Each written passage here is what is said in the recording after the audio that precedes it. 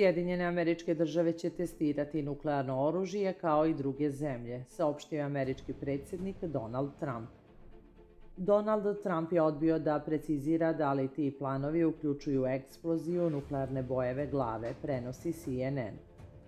Ne želim da govorim o tome, ali ćemo sprovoditi nuklearna testiranja kao i druge zemlje, rekao je Trump novinarima u avionu Air Force One dok je u petak putovao na Floridu. Trump je prošlog meseca naredio američkoj vojsci da ponovo pokrene proces testiranja nuklearnog oružja nakon 33 godine. Američki predsjednik je to objavio na svojoj društvenoj mreži dok je bio u helikopteru pred sastanak sa kineskim predsjednikom Xi Jinpingom u Busanu u Južnoj Koreji. Zapratite naš kanal i playlistu Balkanska hronika.